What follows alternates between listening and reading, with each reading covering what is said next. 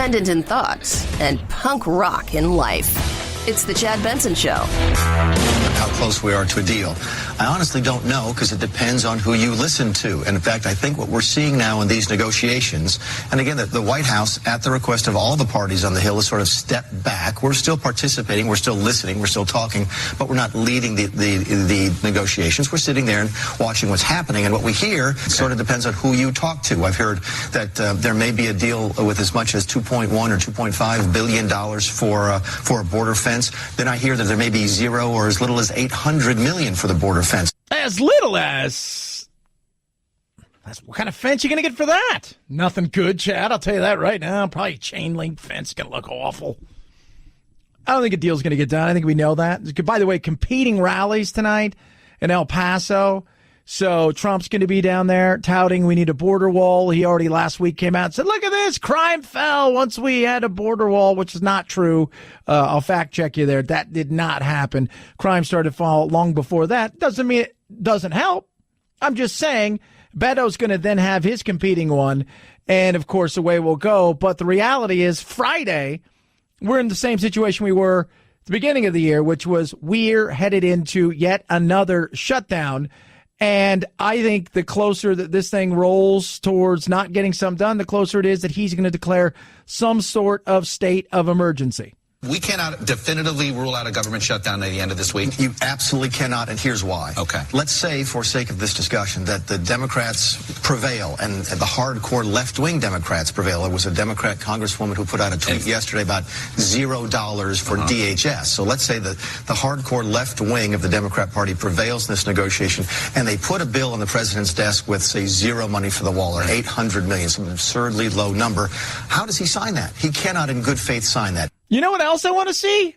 What else are you spending money on? We're hyper-focused on this $5.6 billion, $5.7 billion, 7.2, 2.6. Throw it out there. What else is in all of here? Is anybody else curious that we're going to be continuing to add to all kinds of crap? Anybody? I know I am. Right? I know I am. I'm a little bit, curious about what else is in here because we're so focused on everything else. When it comes to that we're so focused on the wall that we're ignoring everything else. And that's a worry. That's an absolute worry. What else is in here? Who else is getting money? How much money? We're just curious. I'm curious. Where else is our money going that isn't going to be used in the way it should be being used? How big is our debt continuing to grow? Why are we not tackling things like that? We have a wall of debt. Nobody seems to care about that. Right? We have a wall of debt. Maybe we should start telling people around the world, hey, don't come to America. They got a wall of debt. It's awful. You're never going to get over it. They're going to make you pay for it. Oh, what? I know. Crazy, right? Just curious about this. A lot of things that we should be talking about here. And speaking of the person who wants to not have any money for DHS, she is out there doing a lot of stuff, and this is a very popular thing. We shouldn't have any immigration. We shouldn't have DHS. The left is and if I'm Trump, and if I'm the Republicans, which they won't be able to do because they can't help themselves but continue to do dumbassery things. And so I just sit back and let them just go further and further left because this middle ground that makes up a good portion of the Democratic Party, which is not this 15% of insanity like both sides have, they're just sitting around going, I don't think that really represents us here, right? Like, I mean, maybe I don't want a wall, but I just don't want some sort of free-for-all, and I sure in the hell want to make sure that DHS and everybody else has the funding they need. Freshman congresswoman from Minnesota is under fire after a tweet called to defund the Department of Homeland Security. Representative Ilhan Omar tweeted, when Democrats stood our ground last month, we proved that individual number one, she was taking a shot at the president, does not have the public support to ram his hateful wall through Congress. Let's stand firm, she said, not $1 for DHS. That's, people, but and by the way, today she's had lots of issues. But issues that she's running at. Here's the funny thing is, 2, 3, 4, 5 years ago, people would have said, oh, no. She's running at these kind of things. She's totally fine with it, as is the Ocasio-Cortez and all of this stuff, because they are playing to their base and their base alone who believes in this. She's out today or last couple of days defending a tweet when it came to Israel, which she's all for defunding anything that has to do with Israel and all of this stuff. From Jerusalem, Ambassador David Friedman called Ilhan Omar's controversial tweets about U.S.-Israeli ties, quote, false and disgusting. The freshman congresswoman from Minnesota alleged AIPAC pays U.S. officials to support Israel, tweeting, it's all about the Benjamins, baby. The pro-Israel lobbying group AIPAC by law cannot donate to U.S. lawmakers and condemned the remarks. The ADL called them an anti-Semitic trope about Jews and money. Which, by the way, she came out today and she says, I'm glad this is going on, so now we can have a real conversation about these kind of things. The left going further and further left, being louder and louder about it. And they're fine with that. They're fine with going further and further left, being louder and louder about it, because they're playing to a base that will continue to follow them no matter what. No matter what. So whether it's that about Israel, or whether it's about, let's not give a penny to DHS, or how hateful a wall is, they're going to get their cheers because they're also living in this little zone, right? Where they got a narrow lane of people that they're paying attention to, and they think the rest of America feels that way. And the reality is the rest of America doesn't. Right? I don't know too many Democrats who scream, we need no borders whatsoever. They may disagree with borders, right? And how we should do the protection of the borders, but they want protection. They do. The right wants a wall. They think the wall solves everything. I don't think it solves everything. I think barriers in certain places will be helpers. They won't be hurters. In saying that, this is the fight that is going to continue to go on through the end of this week until Trump says, hey, you know what? I'm going to declare a state of emergency. And like everything else, you know what ends up happening? Yeah, that's right. Lawsuits. And then they'll judge shop and away we go, because that's what we do here. Crazy, though, right? Here we are again. And I don't think Trump and the Republicans want another shutdown. And if he goes out and declares a state of emergency, right? So he goes out and he does that thing. Hey, it's a state of emergency. Here we go. If and when he does that, and I think he will sooner rather than later, especially if they don't get anywhere close to what he wants, even if they give him $5.5 billion, whatever it is that he's asking for, the way and the strings that they're trying to put on this are very interesting. So he may not be able to touch it. So I think he'll go do this. And what ends up happening is both Nancy and him look like they've won. She could say, I stood up to the big bad meanie. The other side says, I couldn't get anything done the way that I wanted it to, so I decided to take upon myself, and I'll take all the slings and arrows coming at me, and we'll go from there. 323-538-2423. At Chad Benson Show is your Twitter. You could tweet at us. It's very interesting. Consumer confidence, as far as how are we looking, things, American confidence in the economy and their finances are going up. 62% of those under 30 say they're better off. 25% say they're worse off.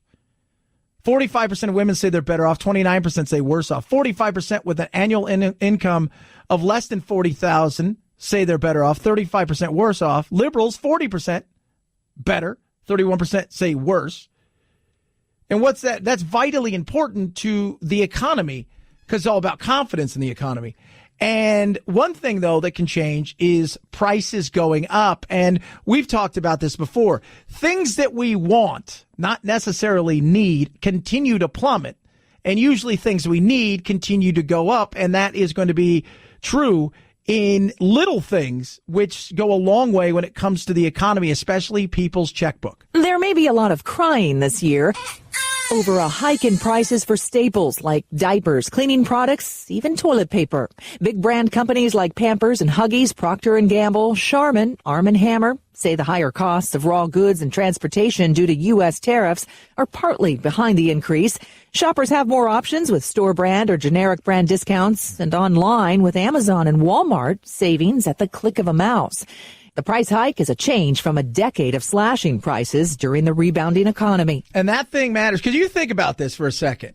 When you go buy something and it was once $2.99 and it's now $3.99, whether that's taxes because of the tariffs and all of these kind of things, over a grocery cart full of stuff, it starts to add up. And when people are living closer and closer to paycheck in a lot of ways, as things continue to rise, housing, stuff like that, those things add up, and it really does matter.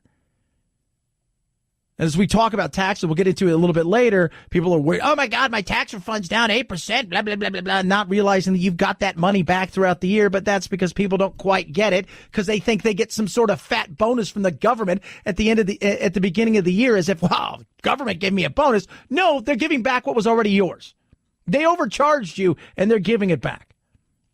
The difference is they gave you a little bit back through the year and they're giving you the rest of it now. I don't understand, Chad. Those are big words. 323-538-2423 at Chad Benson Show is your Twitter. Hope you had a good weekend. Did not watch the Grammys last night. Did not watch them at all. And the reason is because I don't care about award shows. And the other thing is I don't know 90% of these. I mean, I know who they are. And I know who they are through their social media and their fame more than I do their music. I think that's a weird thing nowadays.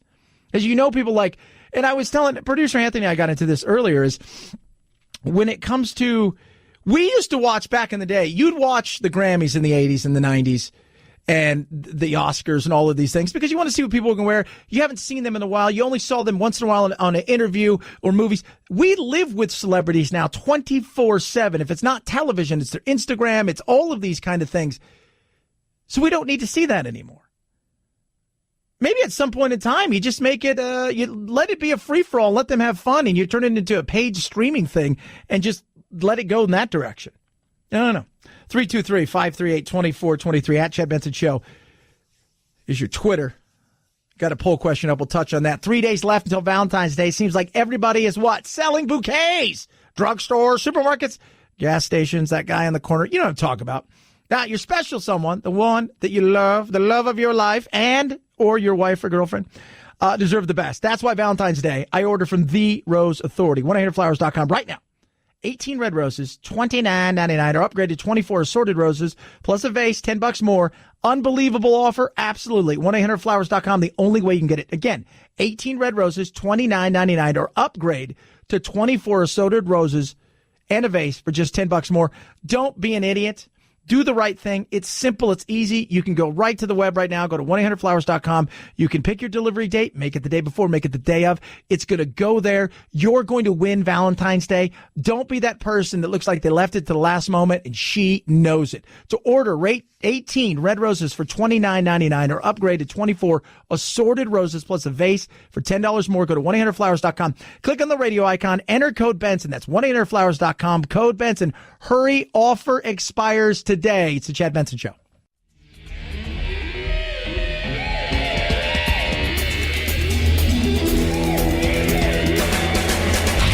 You go, boy. This isn't about right or left. This is just about right and wrong.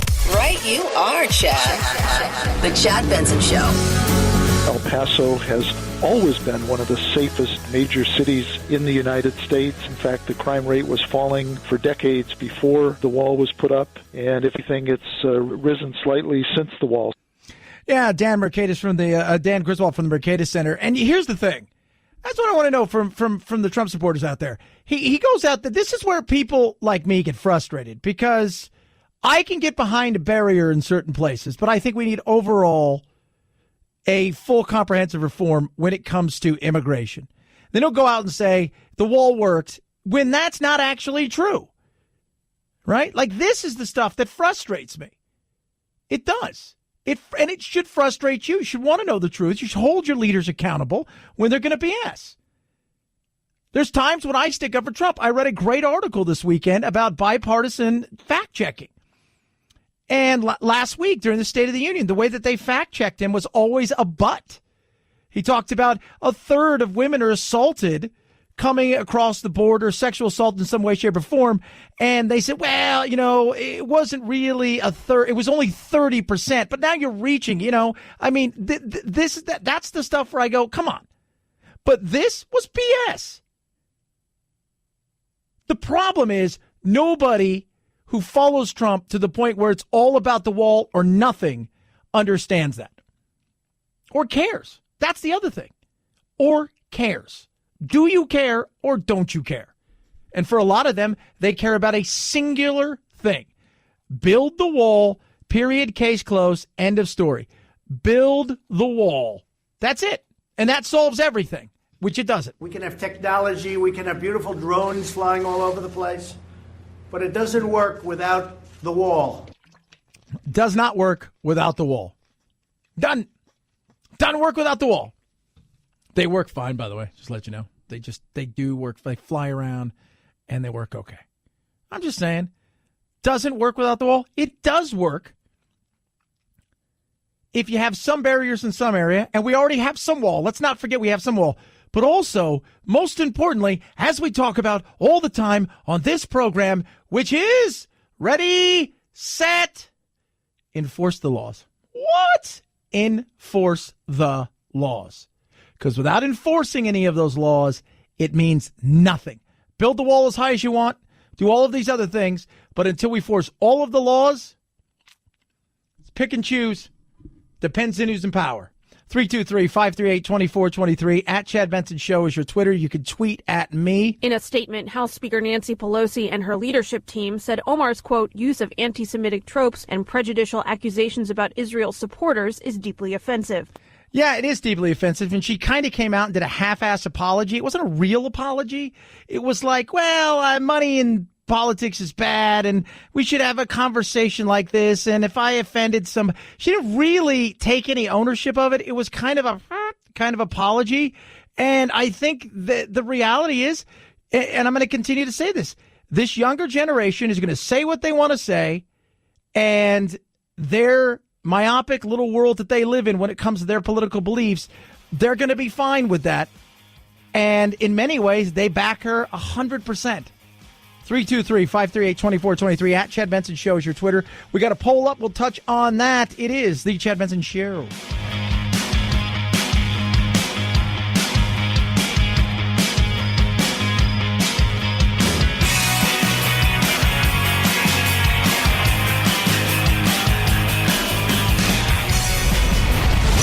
The Chad Benson Show.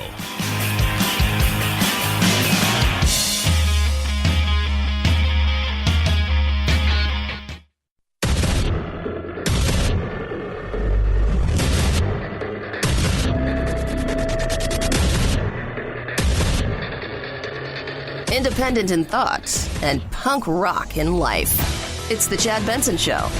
We don't want murderers and drug dealers and gang members, MS-13, and some of the worst people in the world coming into our country.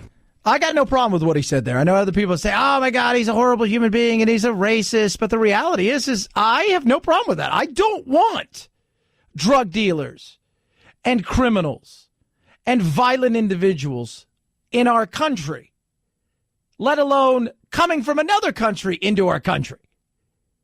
We don't. And he gets hit over and over about what a horrible human being he is for saying something like that. And at times he has phrases that makes him seem like a clown. Let's not pretend he doesn't, for God's sakes. That makes him seem like he's horrible. That makes him seem it's easy. Don't give the quote-unquote other side or enemy any more fuel to add to the fire. Don't do it. But he's done it. But I agree with him right there. Is anybody out there want more drug dealers here? Anybody? More murderers? More people that come over here from violent street gangs? Anyone? No, I didn't think so. Not even people on the left. Not even people on the left. But remember what this is about. It's as much about 2020 as it is today. It's as much about what is going to happen in less than what? Like we're looking at, 18 months? Jiminy cricket. 20 months, something like that. It's ridiculous. Like, that's how fast it's gone. Just, it seems like it's been forever, and at the same time, it seems like it's only lasted a second. But I think we can all agree with that. How do we get there is the question. How do we get there enough to satisfy? Because I think the wall is only needed in certain places, and I think there are other things that we can do that will be just as effective. But I think none of it matters unless we enforce the laws, and there are plenty of them out there that need to be enforced. And we can't have cities and we can't have states going, nah, we're not going to do that. Because then what do we have? We've got to enforce it all. And there's a way to stop all of this immediately when it comes to people coming here work-wise to work. Not the drugs. Drugs are on us. Woo! We love ourselves some drugs here in this country. Mm-hmm. We do. And until we stop consuming them, they'll find a way here. Right? Until we stop consuming this mass amount of drugs, they will continue to come. If we can swallow it, snort it, or shoot it, they will come. So, as far as the other stuff with illegal immigration, that is the majority of illegal immigration, which is what? Which is people that are coming here because they want a better opportunity and better life, and they look at America as the golden goose. As far as that goes, E-Verify and start punishing people who knowingly hire people that are here illegally. Now, if somebody has a fake everything and they're able to get through E-Verify, you can't hold that on the employer. But until we start enforcing all the laws, means nothing. 323-538-2423. At Chad Benson Show is your Twitter. You can tweet at me. I say it all the time in the show. We've talked about this before. If you have talent, you will get chance after chance after chance after chance. Especially if your sell-by date still is a far way away. Case in point, Kareem Hunt. Football player last year for the Kansas City Chiefs, who towards the end of the season, a video came out, I think it was on TMZ, of him pushing down and striking a woman. By the way, he apologized. There was no charges ever filed, no criminal case, but Kansas City immediately released him, and he was essentially out on his ass. Today, the guy that drafted him, who is now in Cleveland, decided he was going to take another chance with this guy, and there's a simple reason: talent. Well, I think it's a case-by-case basis, and I think every time you go through these very difficult situations and these types of actions, you have to study everything from the person, for sure the person, and then find out, are they willing to be better people moving forward? And again, this happens to be one of those situations where at the end of the day, the organization was comfortable moving forward with signing this player. And they did. And he's got talent. Talent will get you another opportunity more often than not, right? If you're a pain in the butt and you don't produce, you'll be gone quick. You will. He was never convicted of anything. There is no criminal investigation. None of those things happened. We saw it on video. And the difference between seeing it on video, first of all, it wasn't as violent as what Ray Rice did, the Baltimore Ravens running back at the time, who hit his then girlfriend, now wife, and knocked her unconscious and dragged her. It wasn't like that. It was not a good look. Let's be 100% honest. But the difference is this guy has his gas tank is still full. It is still full. And because it's still full, people are willing to go, horrible thing, but we'll give you another chance. Awful thing, but he's got something to give. What he has done is he has sought professional counseling with regards moving forward, and anything like this situation, once he understands his situation, he is now working towards being a better man moving forward. And I'm all about second chances, right? I think too often than not, especially nowadays with social justice warring going on and all this stuff, I'm always about second chances. I think people deserve a second chance. This country's built by a lot of people who got second chances in life and took a hold of second chances. I think you and I agree that, most of the people I talk to, you guys, you're all about second chances. I'm not one of these people that has a knee-jerk reaction and let's throw everything out, the baby with the bathwater, and we'll punish people. And I think a lot of times in the world of social justice warrioring, like what we see too often where somebody says something, it's taken out of context, and we want to destroy them, is social justice was not invented to try to change people's mind about it. It was invented in many ways. The way it came up was to punish people. Punish. Punish. The difference here is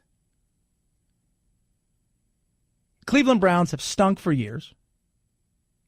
Last year, they got the hot shot first overall pick who actually came in and kind of delivered, right? They've always been seen as a mess. And they've kind of were somewhat of the darling of the league last year, even though they didn't make the playoffs. They were 7-8-1, which is better than 0-16 than the year before and 1-15 the year before that. That's a marked improvement right there. They brought some excitement back to the city, and they're taking a chance on a guy that is not just kind of talented, is ridiculously talented, is a freak of nature. But talent will get you another chance. And I always ask is, when do we say no to second chances? Right? When do we say no to second chances? That's to me, I think second chances are vitally important. I think in life we should it's good to give people second chances. It's good to give people opportunities to do things. And if he can use the experience of what he did in a positive light, well, that's a good thing, too. Much like Michael Vick did. Now, I've always contended that if Michael Vick, there would have been video of him killing the dogs and doing the things that he did, he would have never played ever again. But there wasn't. But then he took the opportunities of the things that he was doing, right, after he got out and played football, but he took the opportunity to become an advocate for animals, which was a good thing. I believe in second chance. I think a lot of people do. But we also live in a time where a lot of people don't want people to have second chances. And a lot of that may depend on your politics and color of your skin or, what God you worship or what side of the aisle you're on, which is ridiculous. But the reality is I'm a big fan of it. What he did was awful, but should he be punished forever? I think it's a fair question to ask. 323-538-2423 at Chad Benson Show is your Twitter. You can tweet at me. Oh, Governor Fairfax. Remember this guy? Now, so here's something where second chances come in is because I saw a Gallup poll and we've got it up on the old Facebook there. There's a 1 in 3. It might be a Pew polls. 1 in 3 people in America think it's okay to go in blackface at Christmas. At Halloween time in a costume, which we all know it's not. And you've got this nightmare going on in Virginia of what do they do? I've been kind of vocal in the sense that I don't think he should be tossed out. I think he made a mistake. I also think he's a boob. I think I think we can all, if you listen to him over the weekend, I think he's a boob. But then you've got the second situation underneath where whose lieutenant governor is, for all intents and purposes, facing real issues with sexual assault. And that is getting uglier and uglier. And then you've got his AG who would be third in line if the first two were to go and could not commit to doing their duties in a way that would be good for Virginia. Well, he's also in blackface controversy. This morning, at least one lawmaker says he's pursuing impeachment for Lieutenant Governor Justin Fairfax after 2 women accused Fairfax of sexual assault.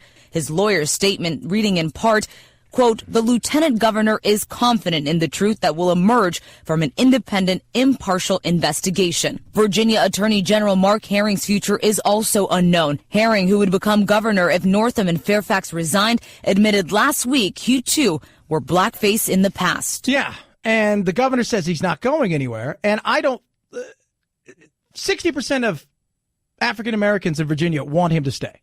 Right. So you look and you say, okay, 60%. It's less than that for people in Virginia who are white. I don't think he's a racist. Listening to him over the weekend, I just think he's clueless at just a lot of different things. And, but you look around, he's like, what a giant nightmare that is. And this is a perfect example. The sexual assault thing, they've already said, they've stopped the impeachment side because they're like, well, we really can't impeach somebody who's not guilty of anything yet. So we're not going to move forward in that, but there's got to be an investigation. And the two women, unlike what you saw with Kavanaugh, the two women they told people immediately after. They talked about it. And in fact, I think one of the women that was at Duke with him, she got an email about a fundraiser for him, and she sent back a scathing email a few years ago saying, this is what this guy did to me. Don't you ever contact me again. So this apparently wasn't, one of these things where I don't really remember what house, where, and then I don't know. And then I think maybe this wasn't that situation. So it'll be interesting to see what happens there. And remember who's fourth in line, kids. Fourth in line is a Republican who's there because of a coin flip. But does a second chance? Does he deserve a second chance? Does Governor Northam deserve a second chance? I'm big on second chances. If he had done this 50 times and did minstrel shows, I would say no. If it is a one-off stupid situation that he thought was funny at the time but was insensitive and ridiculous, then I think second chances are okay. Doesn't mean I want to run in my state based on his interviews and a lot of these question and answer sessions. But, hey, that's not for me. That's for them to decide out there in Virginia. 323-538-2423 at Chad Benson Show is your Twitter. You could tweet at me. Love hearing from you.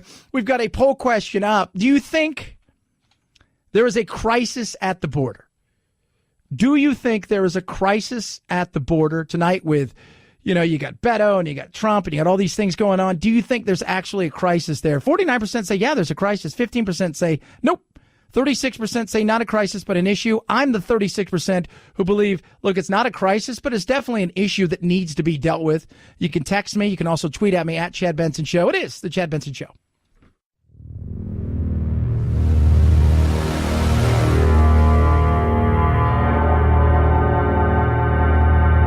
Take a fake news break. Check out the really important news of the day at our website, ChadBensonShow.com. Once there, click on Chad's free podcast and get real. The Chad Benson Show, where truth and the American way live.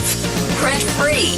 Golden hour, Casey Musgrave. A mixed ratings bag for the Grammys in total viewers. It was up just a little, 19.9 million watched Sunday night versus 19.8 million last year. That stops the current trend of an overall rating slide, but in the demo that matters most to advertisers, 18 to 49-year-olds, it was the lowest rated Grammys ever, down 5% from last year's record low. One silver lining, though, NetBase says the show was the biggest event in the past 2 years on social media, more talked about than the Oscars or Super Bowl. And that's where it should stay. If I'm them, I say next year it is going to be online based. It's going to be more of a free for all and fun. We'll have sponsors there. We'll do whatever we need to do. Let's change this thing up, because the reality is the audience that they're playing to doesn't really care about network television. Doesn't want the stop-start, would rather watch people roll in, have some fun, be a little more free-flowing, be a little bit more risque if they have to be, darling, oh, geez, they said a bad word, rather than just what it was, which is stale and just boring. And here's the other thing, and I don't think people realize this. We watched shows 25 years ago, 20 years ago, because we didn't see stars 24/7. We have access to stars like we've never had before. You might not see a star unless they were in a movie or they were doing an interview with Barbara Walters or something like that. Now it is nonstop. You have their Instagram, you have their Twitter, they're always on YouTube or doing something. So it is nonstop that you get to view the stars of today. So why not do something a little bit different? Why not make it a little bit more streaming friendly rather than what it is now? And if I'm Yahoo or I'm Amazon, I'm like, man, we should go bid the rights of these things. Well, we'd have a great time. We could do something cool with it. I don't see the win. It's not, you spend the money and you try to get these things because your whole thing is you buy the NFL, the NBA, Major League Baseball, any of these big events because you want to do what? Because all of these things are massive studios nowadays. And what do they have? They have movies and other programs that they want to pimp out to you. And that didn't work last night when it comes to that group, that 19 to 45, 49, which is what they want. That was a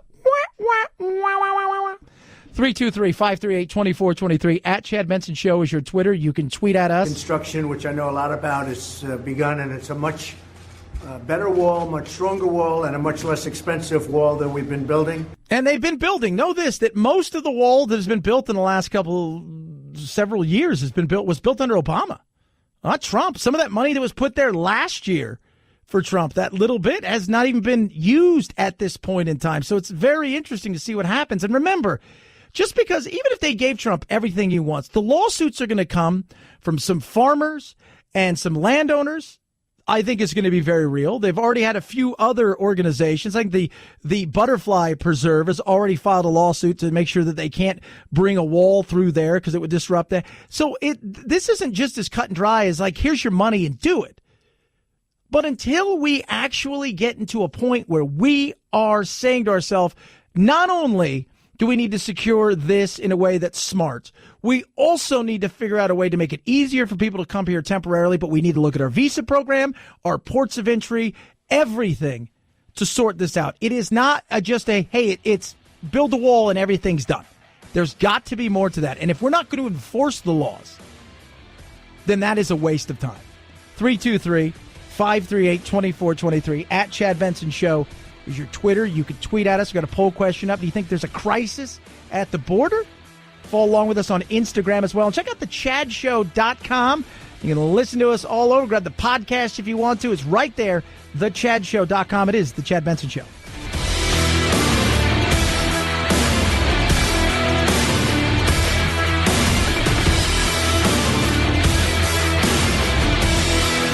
This is The Chad Benson Show.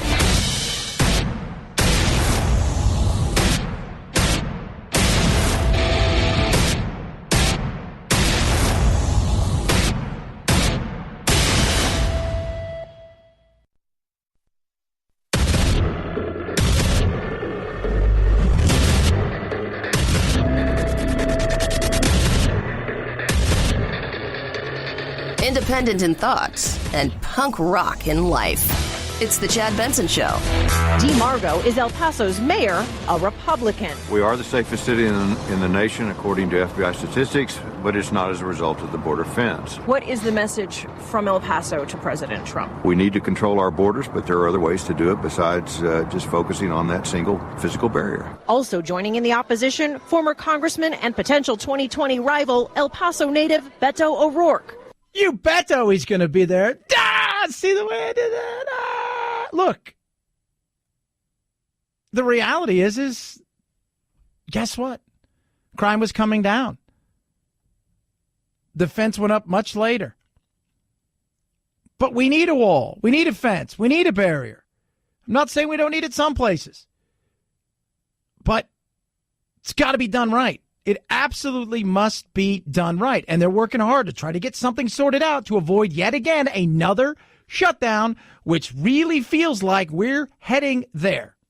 We cannot definitively rule out a government shutdown at the end of this week. You absolutely cannot, and here's why. Okay. Let's say, for sake of this discussion, that the Democrats prevail and the hardcore left-wing Democrats prevail. There was a Democrat congresswoman who put out a tweet yesterday about $0 for DHS. So let's say that the hardcore left wing of the Democrat Party prevails in this negotiation, and they put a bill on the president's desk with, say, zero money for the wall, or $800 million, some absurdly low number.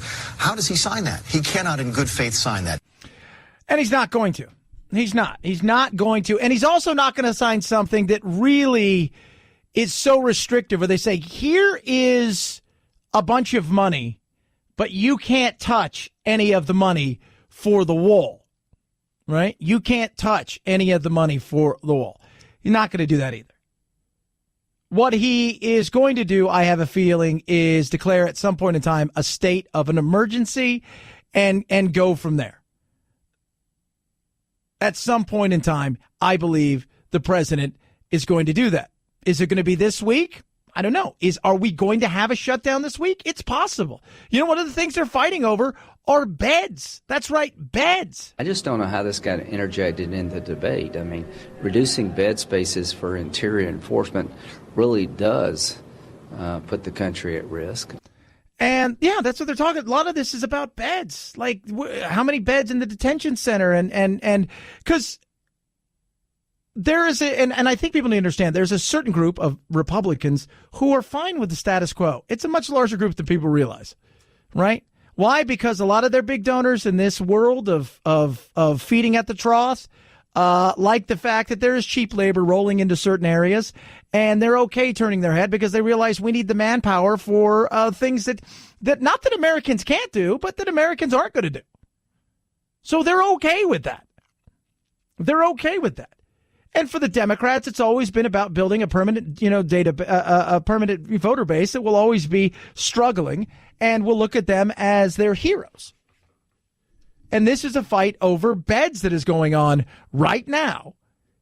And it's a big issue out there, over the you sit here and you scratch your heads. And the whole time I'm thinking to myself, this should be done, right? Like, we should have sorted this out a long time ago. But we're not going to over beds.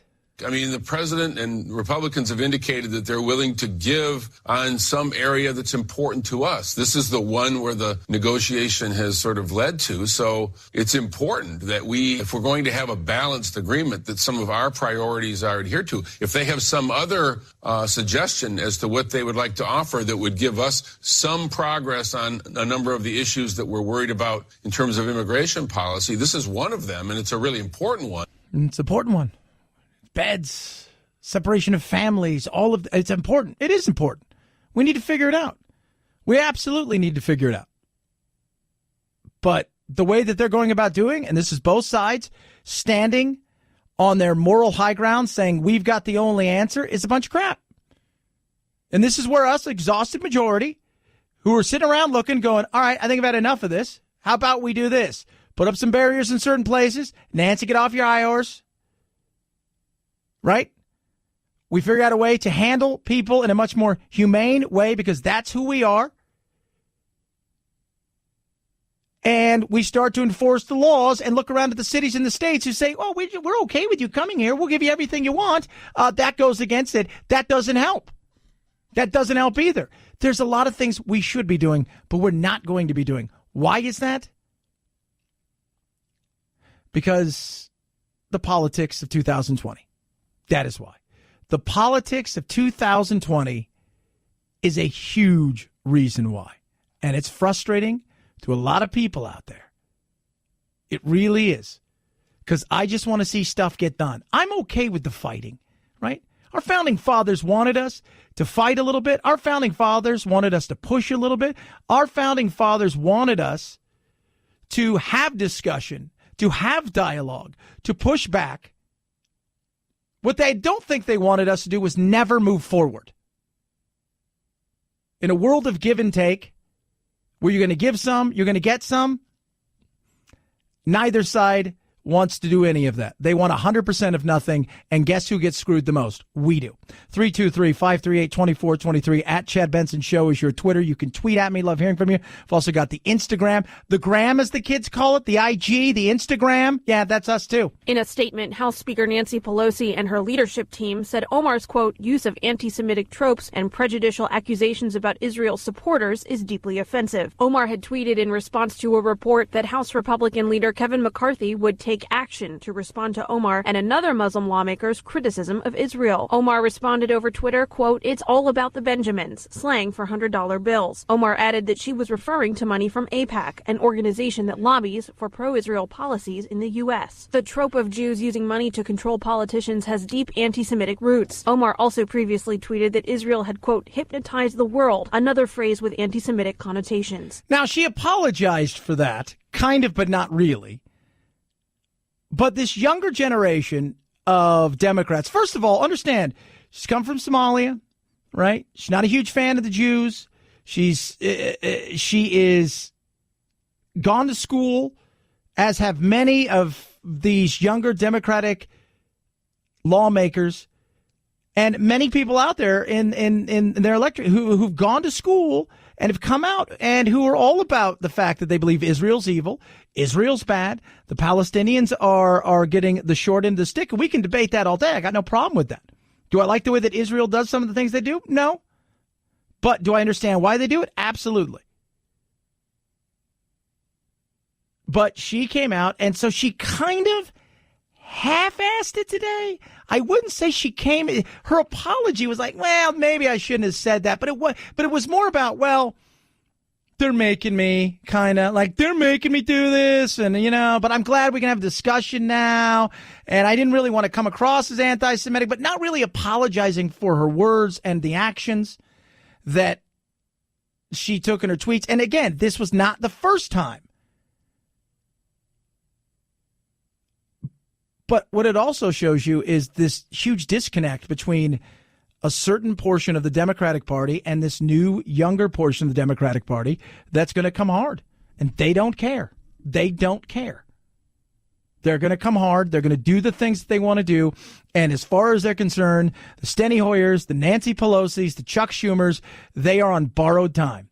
323-538-2423 at Chad Benson Show is your Twitter. Speaking of Twitter, speaking of text, be wary of what you do when it comes to that black and white in the old text or Twitter. Ms. Carter will now be taken into custody. With no evident emotion, Michelle Carter began serving a 15-month sentence for involuntary manslaughter. She used text messages to urge her boyfriend, Conrad Roy, to kill himself, and then on the phone instructed him to get into a truck that was filling with carbon monoxide. She had been free pending an appeal of her conviction, but the Massachusetts Supreme Judicial Court upheld it. Defense attorney said the case is not over. We fully intend to file an appeal with the United States Supreme Court. The defense has argued Carter had previously tried to talk Roy out of harming himself. Yeah, it's very interesting. So here you had a young girl, a high school girl with her boyfriend who, if you remember this right, he was threatening to commit suicide. For a while, she tried to talk him out of it, apparently. For a while, she told people he had issues even before her. But then somewhere along the line, she continued to dare him to do it. Go ahead and do it. I'm sick and tired of it. Go ahead and do it. And he got out of the car when he was finally doing it. And she said, no, you need to get back in the car and in the garage. And eventually he died. And because of that, I think she might have got away with it. Because she's going to do 15 months for involuntary manslaughter. And this is over texting. It's not like she put a gun to his head and supplied him with stuff. But I think she might have gotten away with it if she didn't tell him to get back in the car. Because at some point in time, he's like, dude, all right, fine, do it, whatever. Because there's only so much you could say to somebody. But it's the black and white, right? Seeing it in text, seeing it in writing, seeing it in print changes a lot of things. It does. It does. And she's going to do 15 months, of which, who knows, she'll probably do a year, maybe 8 months out on good behavior, and we'll see what happens and if they're able to overturn this. But it's that black and white. It is that thing right there of seeing it that is like, whoa. Whoa. Because you're trying to think, okay, what were you thinking here? You can say it, but looking at it, there's no emotion. So how do I know you really meant that? Because you got caught. 323-538-2423. At Chad Benson Show is your Twitter. Poll question of the day. Is there a crisis at the border? Honestly, tell me if there's a crisis at the border. I'd like to hear that. 46% of you say yes. 35% of you say, nah, there's an issue, but not a crisis. A bunch of you say there's no crisis, but is there a crisis at the border? I think we have issues at the border. I don't know if I'd go so far as to say it's a crisis at the border. But the way that we handle things, that's not good. 323-538-2423. At Chad Benson Show is your Twitter. Slept amazing. So I took a nap on Saturday I thought, I'm going to do some stuff Saturday. And I didn't do anything. I took a nap and it was just great. It was like 3 hours, just me out like a light. What did I have? I had my pillow and my bed. That was it. Passed out. It was amazing. Sleep is incredible for you. More studies they do. In fact, they got a new study now that says if you don't get enough sleep, you're potentially destroying your DNA. Think about that for a second. You need sleep. MyPillow is a small thing you can do that will go a long way. It really does. Put it to the test. I did. You got nothing to lose. There's a money-back guarantee. You got nothing to lose. Take your chance now. Run with this thing. Limited time. 4 MyPillows. 2 premium pillows, 2 Go Anywhere pillows, half the price, free shipping, 10-year warranty, made in the USA, 100% machine washable and dryable. And again, you got nothing to lose. They've got a money-back guarantee till March. Take the chance. Put your skepticism to the test. Do what I did. Get yourself a MyPillow. Call 800-944-4975 or go to mypillow.com. Use the promo code Benson. That's mypillow.com, promo code Benson, or 800-944-4975 and use the promo code Benson. At Chad Benson Show is your Twitter.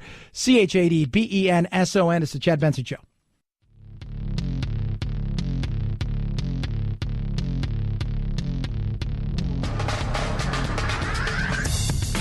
Serving up talk radio medium rare and dripping with irony. It's Chad Benson. Mexico has had the worst year they've ever had. Almost 40,000 killings in Mexico this year. One of the most unsafe places, unfortunately. We need a wall. Wall, and that's good. I don't know what that's going to do for Mexico, though. If we build a wall, does that make Mexico safer for people in Mexico? Probably not. Probably not. Tonight, dueling, not banjos, but dueling rallies. You got Beto O'Rourke, who I'm sure in the coming days, probably by the end of, within 2 weeks, he's going to announce whether or not he's running for president of the United States of America. And you've got the president of the United States of America, Donald Trump, who is also holding a rally. Both of them will be holding a rally where? In El Paso, Texas tonight. And it's interesting. I keep waiting for people to because I keep saying I called Trump on it, right? I called Trump on it. This is what he talked about the wall and how safe it is because they built the wall in El Paso. That's not true. That's not true. And I don't think we should be fully without a wall or with a wall. I think we could put barriers up in certain places that I think will be useful. Right? But, Chad, how dare you? Because in this business, nobody dares talk about no. You know what? He needs to be called out on it. He does.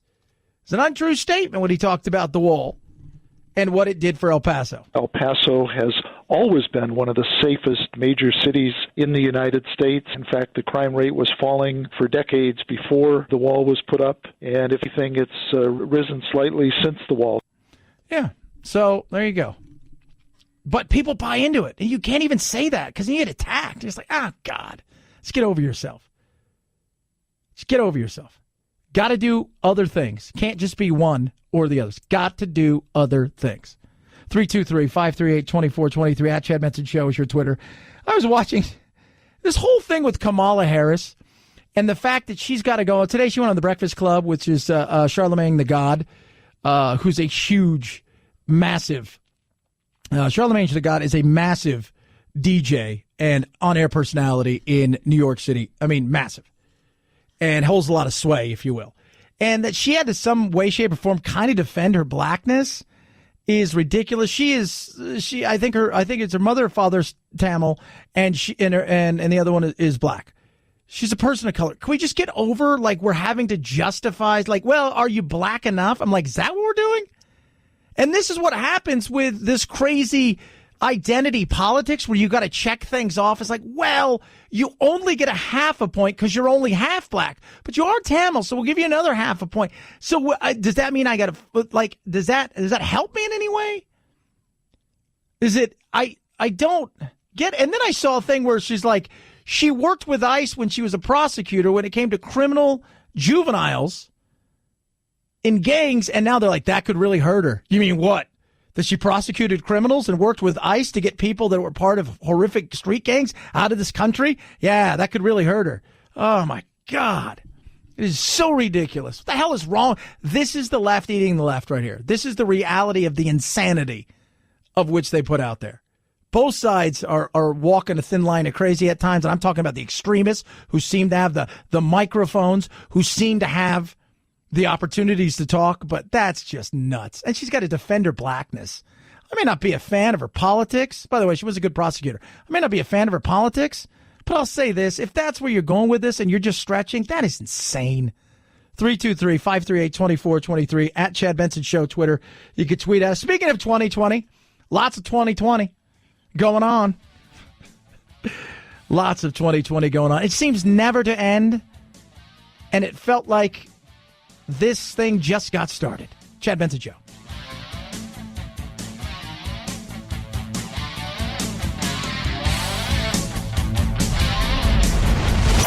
The Chad Benson Show.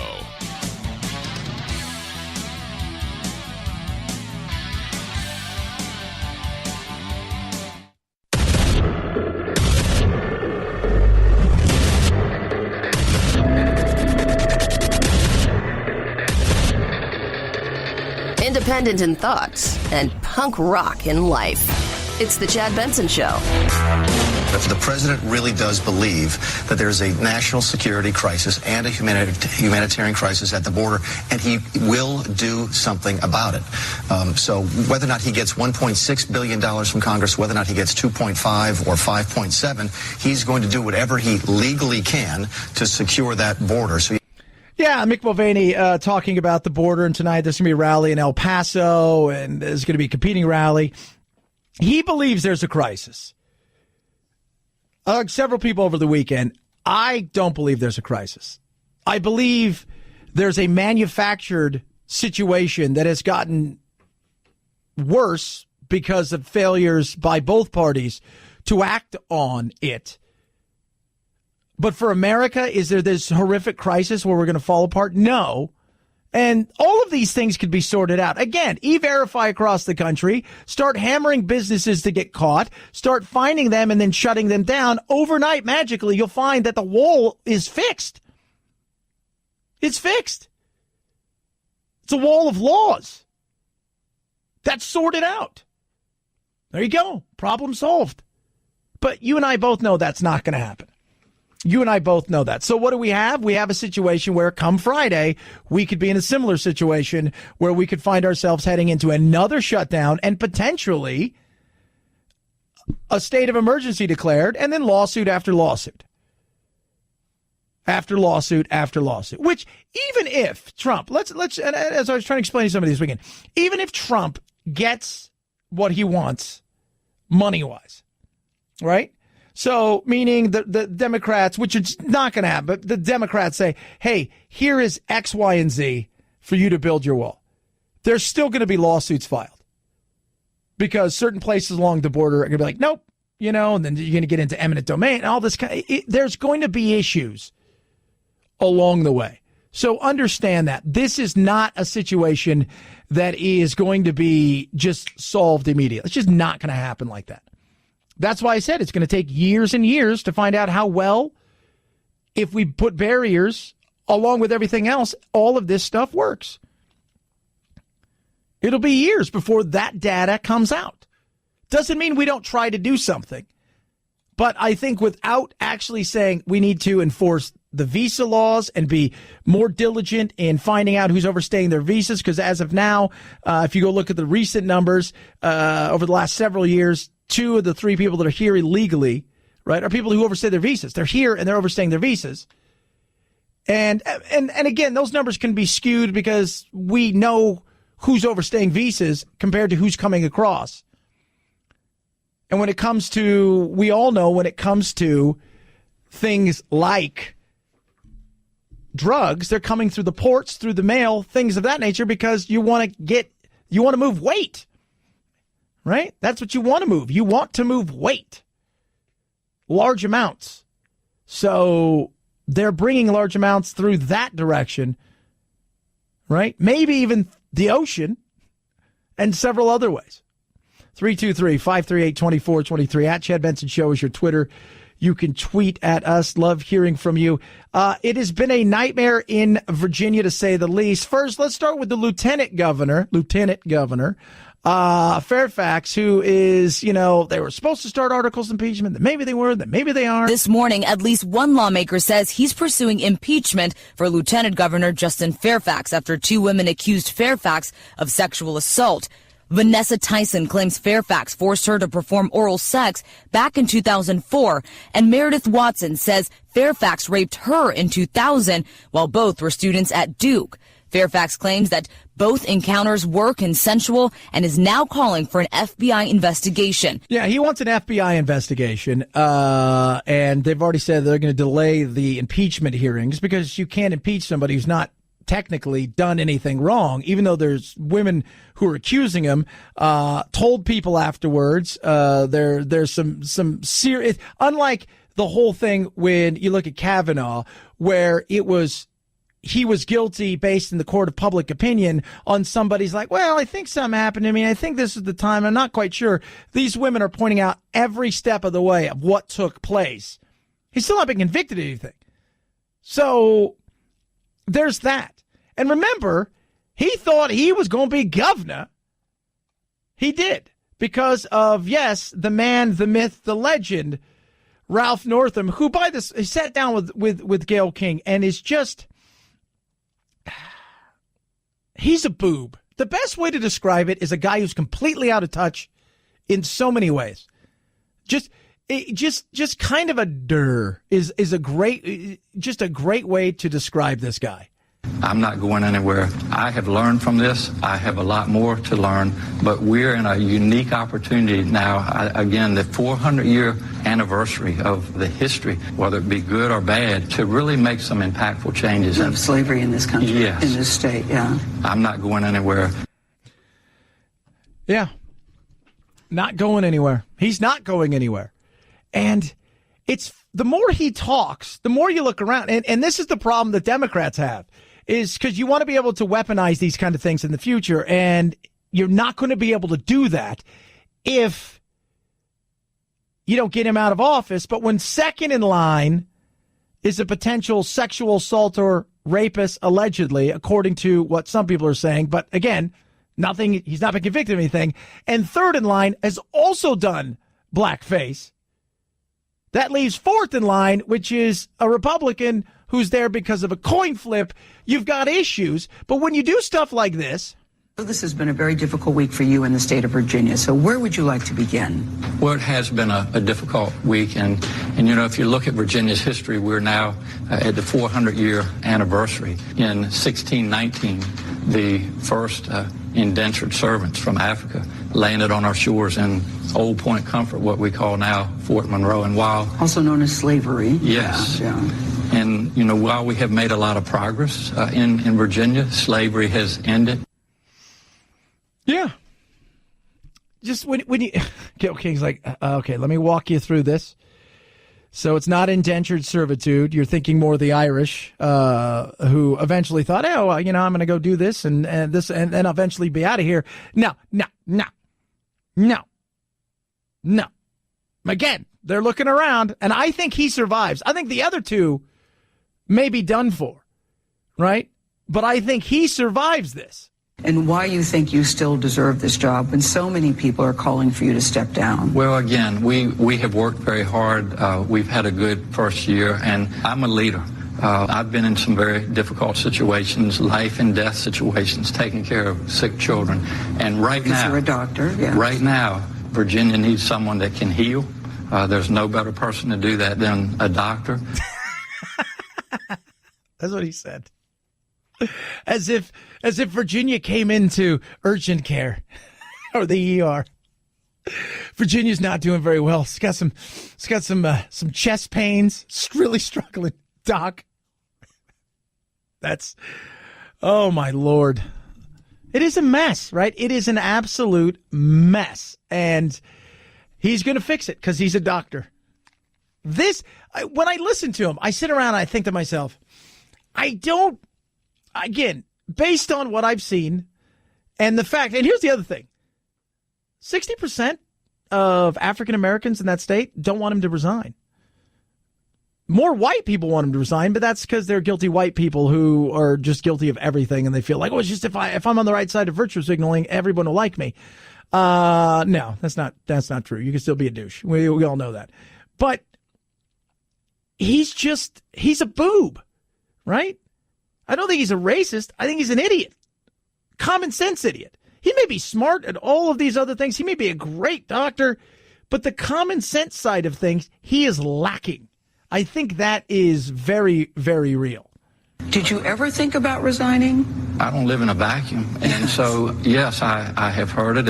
But I've also thought about what Virginia needs right now. And I really think that I'm in a position where I can take Virginia to the next level. And you know what's funny is when she says, "Do you live? I don't live in a vacuum." He was actually saying, "I don't actually live in like a Dyson vacuum. I live in a house." He's going to survive this, and I've said all along, the case study here is, and maybe this is a tougher case study because what turned out to be what I think a lot of people thought it was just going to be him. Then the next two below him were a mess too. So I think a lot of it was, can people survive something like this? Can you survive something like this? And where does it go? I saw that Gordon Ramsay's in trouble from the social justice warriors because he opened up an authentic Japanese restaurant or Asian restaurant. People are mad at him, and it's just it's insane, right? It's incredibly insane, the craziness of it all. But this guy, he's a boob. He's a boob, and he's going to heal because that's what he does. He's a healer. He's a healer. 323-538-2423 at Chad Benson Show is your Twitter. You can tweet us. People tweeting in and texting in, talking about, hey, Chad, once you go to the border, been there several occasions, passed by there. Don't live too far from there. Live two places. Very fortunate. I don't live too far from the border. And I mean a hop, skip, and a small jump from areas where, yeah, we've had trafficking, lots of it. But it's also because you can drive in through the ports.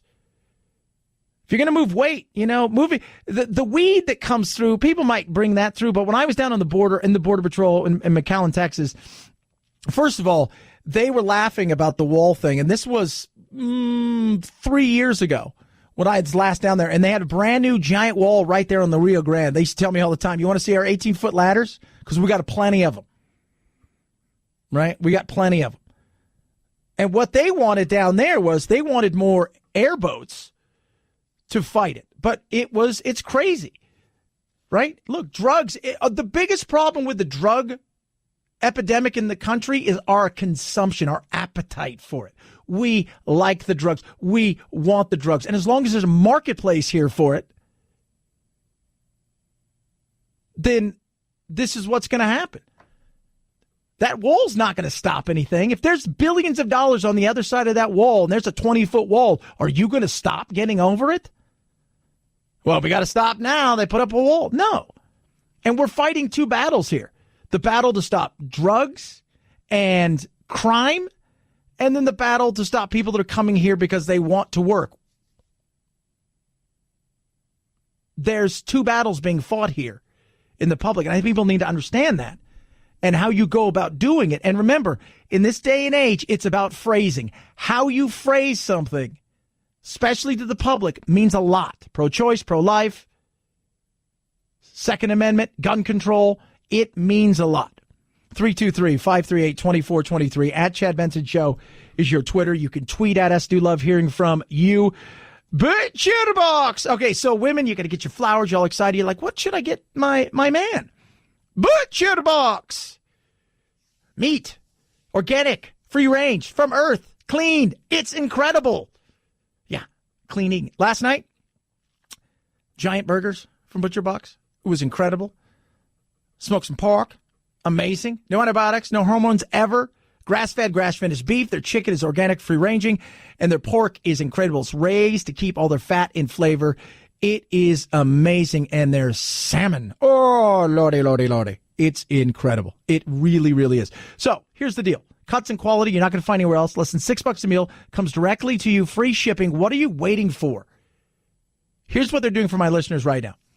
Free cuts of filet mignon, the most tender premium cuts of beef, right? You're going to get a couple of those, right? You're going to get free bacon and $20 off your first box when you sign up at butcherbox.com/Chad. It's a $50 plus value for you, all thrown in with your first box. Don't miss it. Limited time. Go to butcherbox.com/Chad. Butcherbox.com/Chad. Butcherbox.com/Chad. At Chad Benson Show. Twitter, ChadBenson. It's the Chad Benson Show.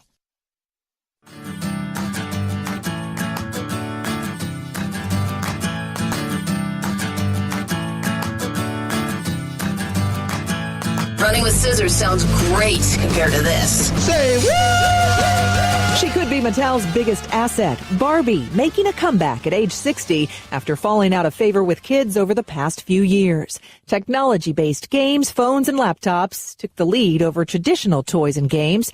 But Barbie's back in the driver's seat. Worldwide sales topped $1 billion with a B last year, helping boost Mattel's year-end earnings. Hot Wheels sizzled with $834 million for 2018. Mattel is still climbing out from under losses from other brands, including American Girl and Thomas & Friends. Yeah, and they've got other new Barbies that are coming out that are handy. Do you call them handy capable?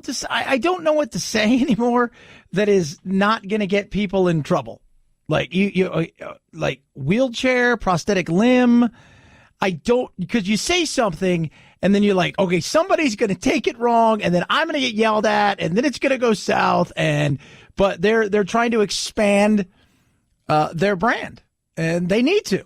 It's not that kids aren't interested in these. They just don't play with them very long because the interactive side of it, that's where Barbie really needs to be, is more interactive than anything else. I think that'll go a lot further than just having a Barbie. Nowadays, I think if anything else, you get a Barbie. It's just about being a collector's item. Russian authorities say there are 52 polar bears near the village on the remote Arctic island of Novaya Zemlya and that they are behaving aggressively, entering buildings and even chasing people. Videos on social media shows dozens of bears rooting through a nearby garbage dump. Specialists are being flown in to help remove the animals after the authorities declared an emergency. Environmentalists say the bears' incursion is linked to melting sea ice, which is forcing them to look for food inland. First, let's talk about polar bears in this little Russian area here. Polar bears, for years, even when it was really, really cold and there wasn't climate change or anything, polar bears are one of the few things on planet Earth that'll go, hey, I'd like to eat you, and I'm okay with it. You know, a shark bites you and you end up dying. A lot of times he's not eating you or she's not eating you. She bit you and you're like, you know what? You could just, why don't you try to push that? Yeah. Why don't you see if you can put it back on. No, you're probably not going to make it. Polar bears are like, oh, this looks good. I'll have a bit of that. And they're aggressive. So it is very interesting to see the way that they're going to go do this, but they smell food. They're aggressive. They're going to come over, check things out, and yeah, they will eat you. They got no problems with that. And I just want to let you know, they're bad-o. They'll drop you. I'm just saying. 323-538-2423 at Chad Benson Show is your Twitter. The dueling rallies. Trump, Beto O'Rourke, talking about, yes, border security. We can have technology, we can have beautiful drones flying all over the place, but it doesn't work without the wall. Well, we'll see. We'll see if Trump gets that as we head into what potentially could be the second shutdown this year. And I don't really see any way, shape, or form that either side is going to give enough that's going to make the other side happy. And so I have a feeling unless he decides, hey, I'm going to declare a state of emergency, so guys, send me whatever it is else that you have, and I'll sign that, and we'll go this route. I think you're either going to have one come Friday, start up again, or we're going to have a state of emergency. Very interesting. But tonight they're going to be the rally at the border. It's going to be Beto with crowd will be bigger. We'll be Beto's crowd. It will be Trump's crowd. It's going to be a party for sure. 323-538-2423 at Chad Benson Show is your Twitter. You can tweet at us. Love hearing from you kids. Check out thechadshow.com. Grab your podcast. And, oh, yeah, we got the old Instagram. Got some new T-shirts up. Check them out at Chad Benson Show. Instagram and Twitter as well. It's the Chad Benson Show. This is the Chad Benson Show.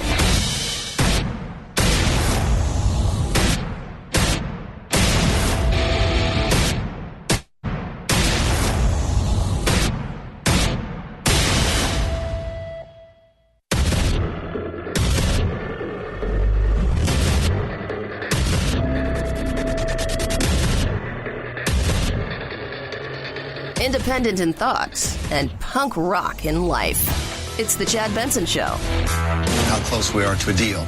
I honestly don't know because it depends on who you listen to. And in fact, I think what we're seeing now in these negotiations, and again, the White House, at the request of all the parties on the Hill, has sort of stepped back. We're still participating, we're still listening, we're still talking, but we're not leading the negotiations. We're sitting there and watching what's happening. And what we hear sort of depends on who you talk to. I've heard that there may be a deal with as much as $2.1 or $2.5 billion for a border fence. Then I hear that there may be zero or as little as $800 million for the border fence.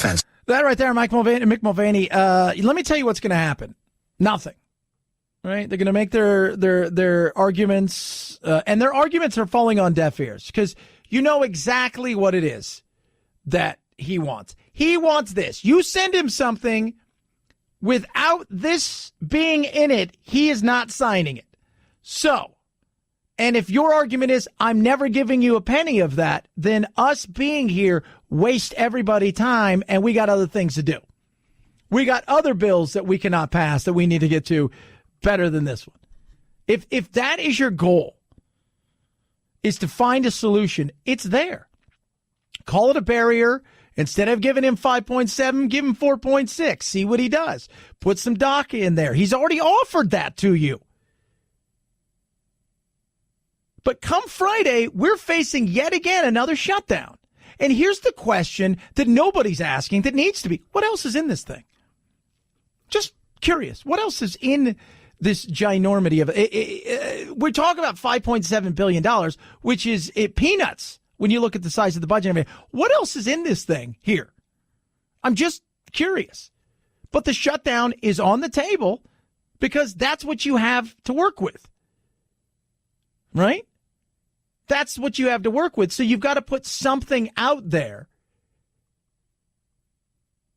to say, look, if we don't get this, is it unreasonable? Depends on who you're talking to, right? People on the left, it's unreasonable because it's full of hate. People on the right are like, some people out there on both sides of the aisle see it from the other side. You can be on the left and go, it may not be the crisis that the president is talking about. And let me tell you guys this. You have to scream it's a crisis or you get no attention. Right? You have to scream that it's this or nobody pays attention. And that's on everything that we do now. Right? Everything we do. You have to be loud. You have to say stuff that is ear-grabbing, eye-popping, attention-getting, or else nobody looks. Nobody looks. So to get what you want, you better say it's a crisis. But is there going to be a shutdown? That's what a lot of people want to know. We cannot definitively rule out a government shutdown at the end of this week. You absolutely cannot, and here's why. Okay. Let's say, for sake of this discussion, that the Democrats prevail and the hardcore left-wing Democrats prevail. There was a Democrat congresswoman who put out a tweet yesterday about $0 for DHS. So let's say that the hardcore left wing of the Democrat Party prevails in this negotiation, and they put a bill on the president's desk with, say, zero money for the wall, or $800 million, some absurdly low number. How does he sign that? He cannot in good faith sign that. No. If that's what he believes, then he can't. If that's what he is. And when we're talking about this kind of money, this $5.7 billion, and this is just for a portion of it, and it's a barrier, it's a wall, it's immoral, it's stupid. We're fighting over semantics and BS, and it doesn't need to be fought over in this manner. There's already barriers up. The funny thing is we act like there's no barriers up. When I drive from Phoenix through Yuma down into San Diego, I see a barrier, right? I see not a lot else at times. I see a few trucks out there with some technology, and they've got satellites and things in the air, and they've got but I don't see a ton else, but I also don't see really anybody wandering through there. Outside of that, I just see the flat hat guys roaming around on their motorcycles but in saying that, so we already have some of this stuff. We need to up our technology. We need to do better at ports of entry. We need to really monitor and fix our broken visa problems, and that we need to enforce the laws in this country, which I think is vitally important.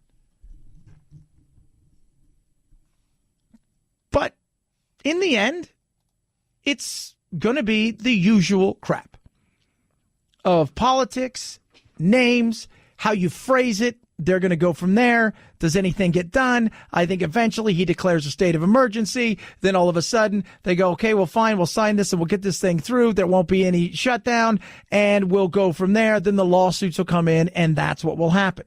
Tonight, Trump and Beto O'Rourke are going to be out in El Paso. The president will be down in the border city of El Paso outlining his case for the wall. He's been using that city as an example of his exaggerated claim that the wall would dramatically reduce crime. And just while the president is speaking in El Paso, one of his potential 2020 rivals will also be speaking out in the city, former Texas Congressman Beto O'Rourke.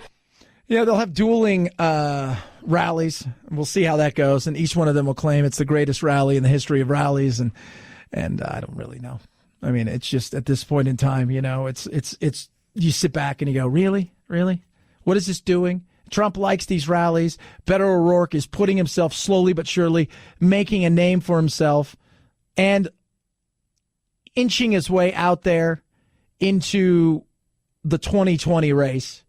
So we'll see how that goes. And we'll talk a bit about the 2020 race coming up because some of it's just, the wackiness of it all. 323-538-2423 at Chad Benson Show is your Twitter. You can tweet at us. She is controversial in a lot of ways and has been controversial. And now the Democrats themselves are coming out and saying, you know what, you need to walk back some of these tweets about Israel and being anti-Semitic, and I don't think she's going to do it. From Jerusalem, Ambassador David Friedman called Ilhan Omar's controversial tweets about U.S.-Israeli ties, quote, false and disgusting. The freshman congresswoman from Minnesota alleged AIPAC pays U.S. officials to support Israel, tweeting, it's all about the Benjamins, baby. The pro-Israel lobbying group AIPAC by law cannot donate to U.S. lawmakers and condemned the remarks. The ADL called them an anti-Semitic trope about Jews and money. And she was the one who tweeted out, let's not give DHS anything. She has tweeted out several things. Not the first time she's been as controversial. The Dems are screaming, hey, you know what? You need to walk some of this stuff back. You need to apologize. She said today, earlier, no, you know what? I think this is good. I think it's good that we're talking about this. I think it's good we're talking about Israel and the relationship to America. It's good that we have these conversations. And with this younger generation, they are going to do things differently. The Ocasio-Cortezes, the Tlaibs, and many others, they're not going to walk back some of these statements. They're not going to do that. Now, they may try to clarify a few of these things, but the reality is that they're not going to. And they don't care what the other generation thinks because the base that they're playing at is their base. And their base believes everything they say. They do. And they believe a lot like this. That what she said wasn't anti-Semitic. And the fact that America supports them over the Palestinians is a crime in itself. And so you're not going to see that. I don't think you're going to see her walk it back. She may try to clarify it in a way that it was taken in a way it shouldn't have been, but I don't think she walks it back like I think a lot of people on the left would like her to. And by the left, I mean Democrats, old school, the Nancy Pelosi's of the world. 323-538-2423 at Chad Benson Show is your Twitter. You can tweet at us. Love hearing from you. This is going to happen today, and this was very interesting. I just remember this just last year because in the world of technology, I think this was something that your tweets, your texts, those things are part of who you are, and they're part of your record in life.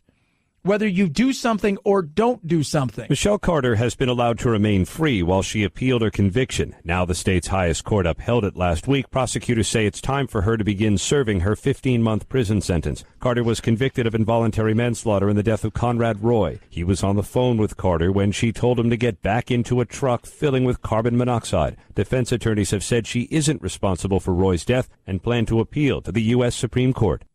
So she has been sent to jail. 15 months. She obviously didn't want to go.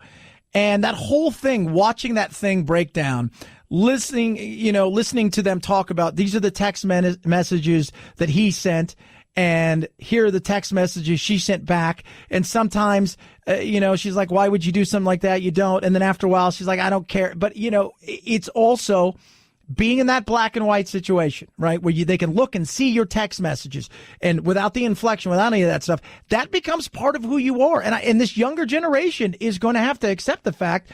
I want to see what this is like in 10 or 15 years, because you're watching the governors and people who've tweeted, people who've texted in the past, people who've said stuff. And we then go, okay, here's our modern sensibility. Here's our modern time that we live in. Let's go back and we'll re-examine what you did, what you said, those things, and then we'll bring it forward and say you were wrong.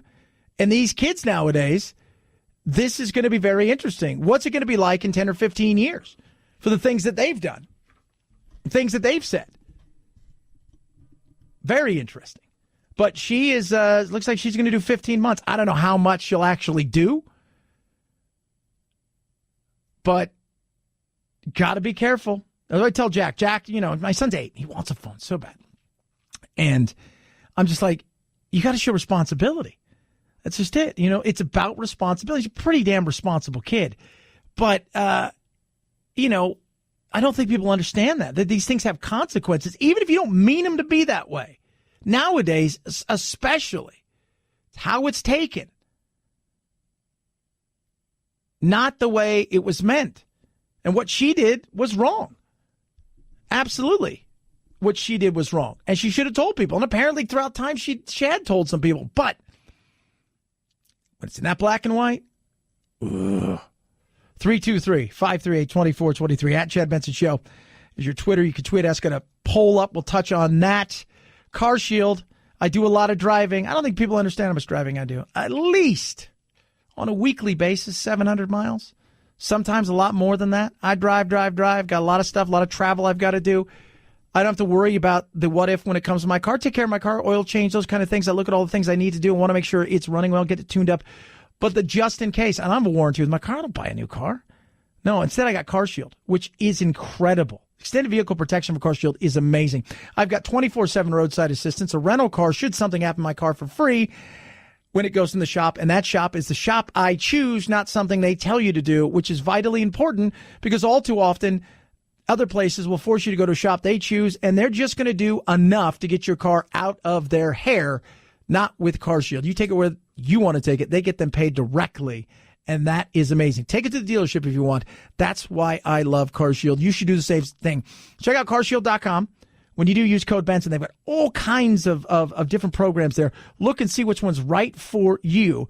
But do yourself a favor, right? Get yourself covered by the ultimate and extended vehicle protection. Go to carshield.com, carshield.com. Use my code Benson. It saves you 10%, or call them 800-CAR-6100. Mention code Benson. Save you 10%. A deductible may apply. It's the Chad Benson Show.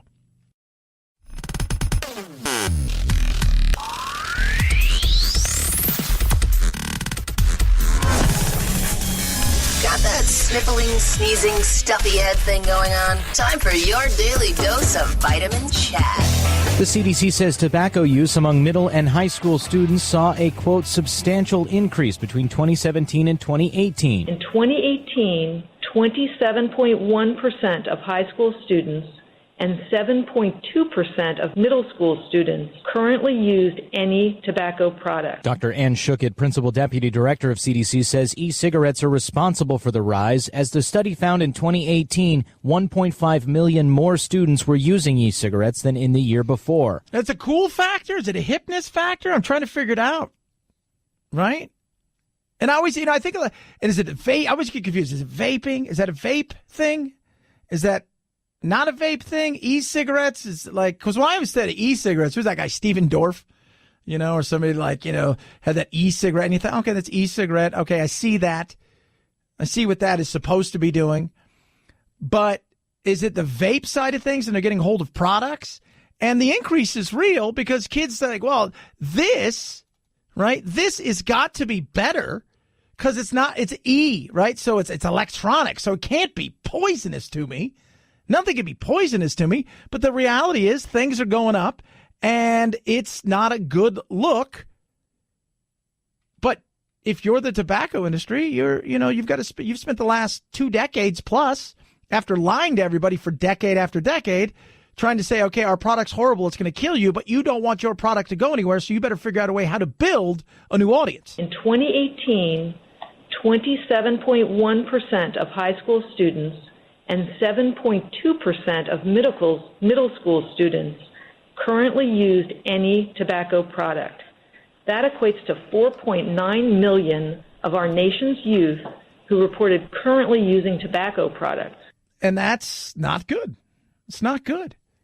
It isn't, because the whole thought process is we want to get them off. But when I've talked to young kids who use this, because I've got brothers and sisters in their late teens, early 20s, and they've got friends. And I said, why do you do that? And they said, well, it's not bad for you. Because the thought process, because they don't do any of because they think they're going to live forever, as we all did when we were kids.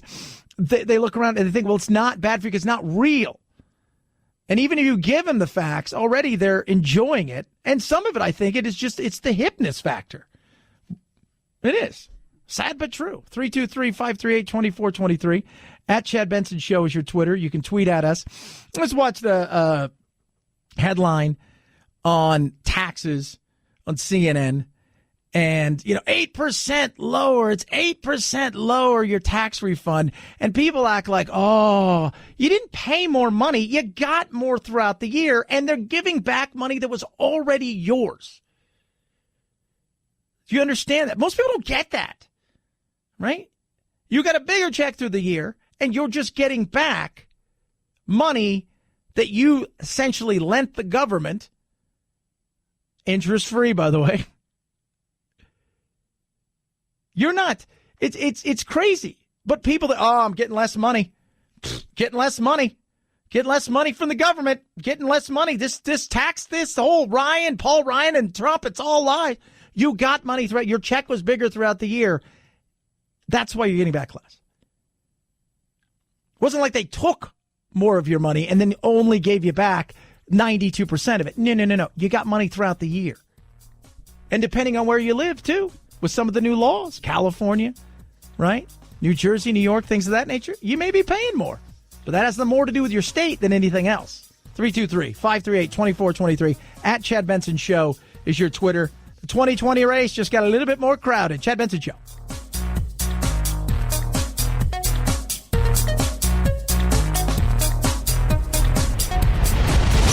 The Chad Benson Show.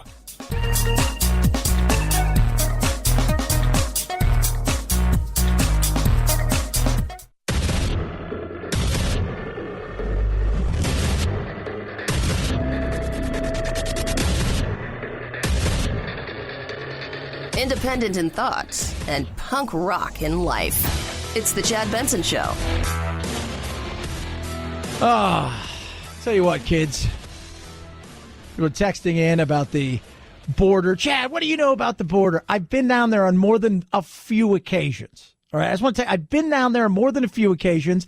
I live right next to it. I see it. I'm in it in a lot of ways. I get it. But there's no buts. We got to figure this thing out. And it's not a one size fits all when it comes to border security. I don't think people realize that. I posted a video earlier on Facebook, and some of the people on there, the Red Meat Society of America, I call them, who just build a wall, throw everybody out. They're just boobs. It's not going to happen. It's not. Because neither side wants that, and that includes the Republicans who like cheap labor. But there's a better way to do things. And my way, I thought that I've thrown out there on numerous occasions, is kind of very similar to, when you go to NAFTA, and maybe you even include the Central American countries as far as work visas, give them an opportunity to come here where we can tax them. And maybe we tax them automatically at X amount of percent, 25, 30% federally to do things, but allow them to come here. I think it'd be huge. There's ways of going about doing this, but nobody wants to talk about serious ways of fixing these things, including enforcing the laws and not letting runaway states and cities say, hey, come here, we'll shield you no matter what. That doesn't do anything. It doesn't. But that's what you're going to get over and over again. That everybody who comes here, if you're on the right, is a rapist and a murderer, according to the left. That's the way they, and everybody on the left, the right says, oh, they're coming here, and all they care about is they're just poor people who are just stuck in situations, and we've got so much, and we should be able to give. Look, the truth is somewhere in the middle. Immigrant services providers have gotten a jump on the president, holding a news conference flanked by Central Americans working their way through the asylum process. President Trump has characterized illegal border crossers as rapists and murderers. The people that are here, they are of greater security to us than you, the members of the media that are here. Ruben Garcia of Annunciation House says asylum seekers are being vilified for political reasons. And they're being held up for political reasons. Meaning, are they being vilified? Yeah. Has Trump said some stuff that he probably shouldn't have said, which gave them an opportunity to pounce on him? Yes. But they're also being held up in ways by a lot of people on the left as some sort of superhero when they're just looking for a better life. They're coming here. They want a better life, right? We got the golden goose. They want a piece of that golden goose because the place that they're coming from is it's crap. It's corrupt. It's poverty-stricken. It's crime-ridden. And they look over here and they say, well, I'm going to go there. So don't tell me, oh, my God. Look, are there bad people? Yes. Are there a majority of them good people just want to come here and they want a shot at a better life? Yeah. Do some of them only want the booty call side of America, meaning they don't want to live here. They don't want to be American. They don't care about apple pie. They don't care about America the Beautiful. They don't care about any of that stuff. All they want is to make some dollar bills and go home. Yes, they're not into commitment. But the better we sort that out, the better it is for all of us. It is. It's true. But will we get there? No, because the politics has to be first and foremost. It's not about the people. It's about the party and the politics. Speaking of party, speaking of politics, ladies and gentlemen, Miss Elizabeth Warren.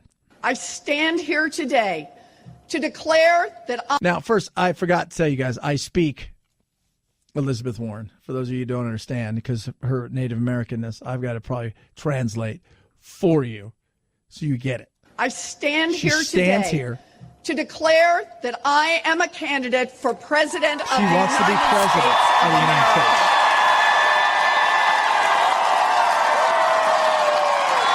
Cheer, cheer, cheer. She's got no chance, right? Can we all agree on that?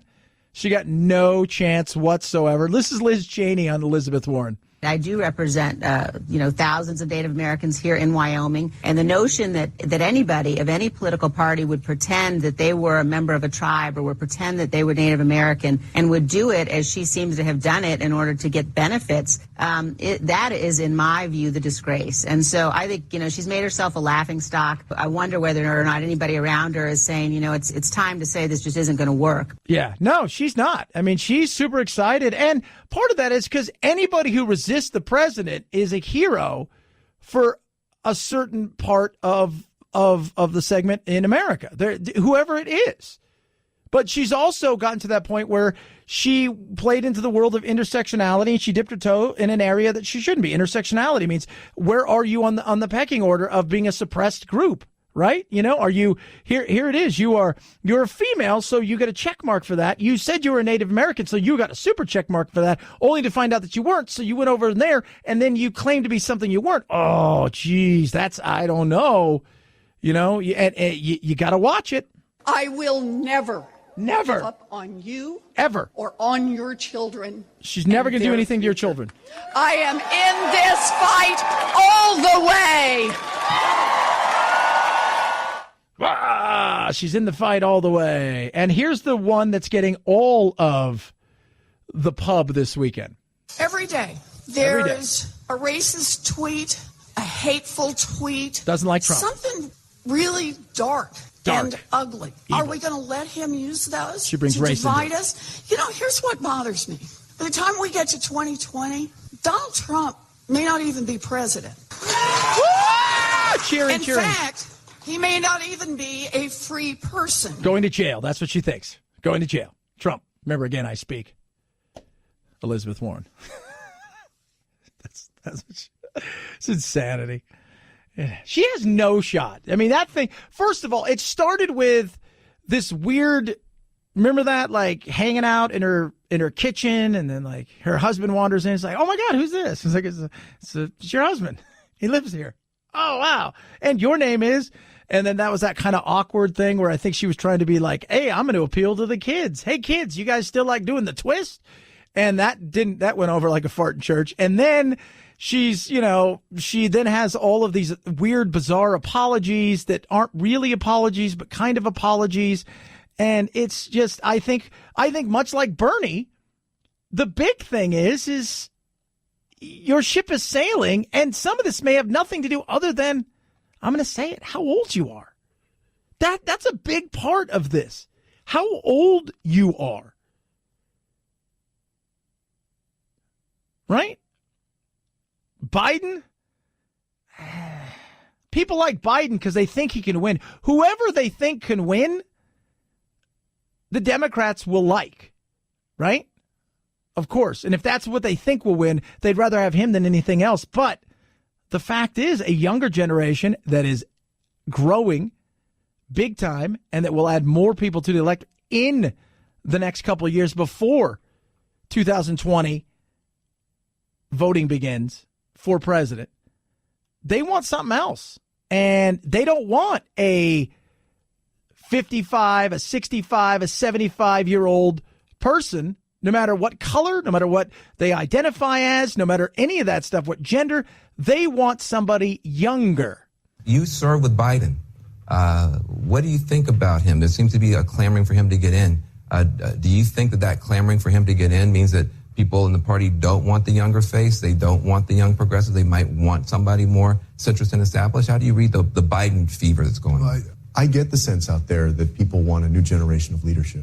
I traveled a lot over the last few years, and especially during these last 2 years supporting candidates in the 2018. People want a new generation of leadership. Yeah. They want, just like, and just like people say, well, you want somebody who represents you. So if you're an African American, they say, well, you're more apt to vote in that direction. I always like to say that, but the reality is you didn't want, you see somebody, a woman, right? Like, oh my God, women should be behind because she's a woman.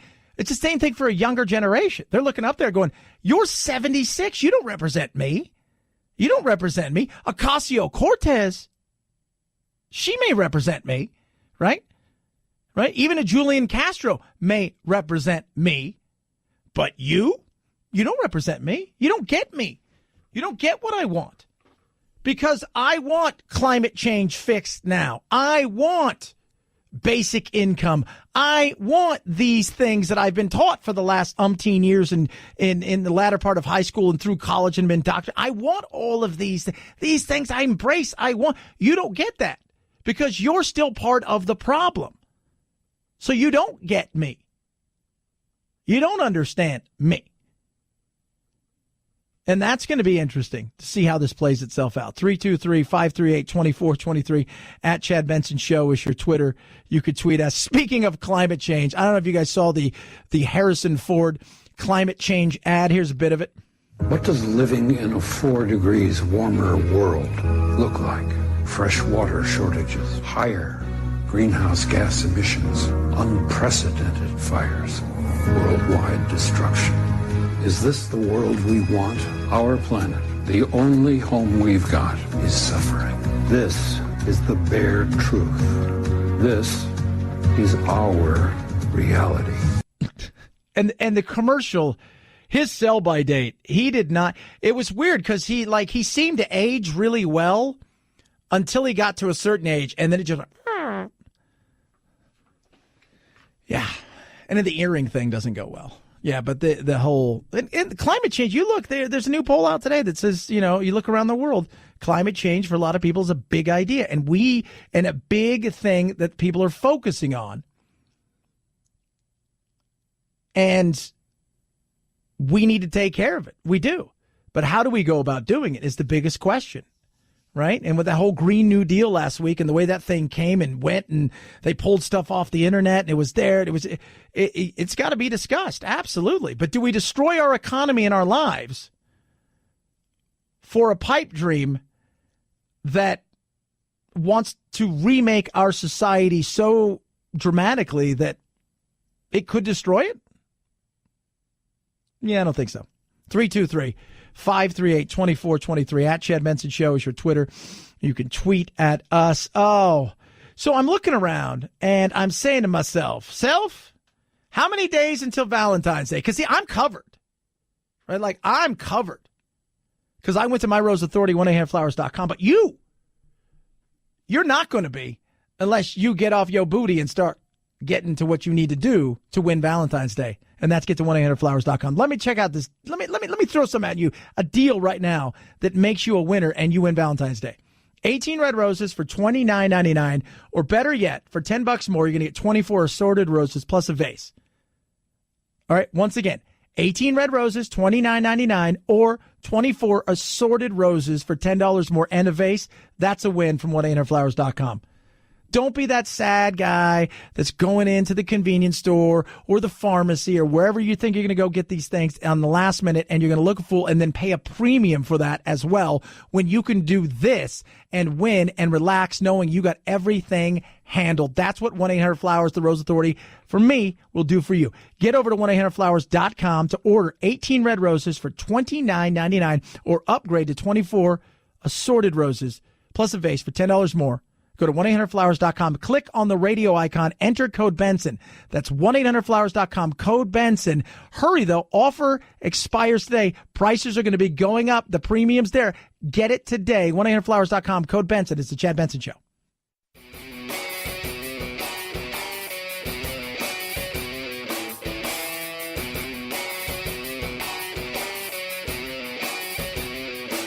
Being antisocial sucks. Hang with Chad's friends on Facebook, The Chad Benson Show. And if you just need some alone time, head on over to Twitter at Chad Benson Show.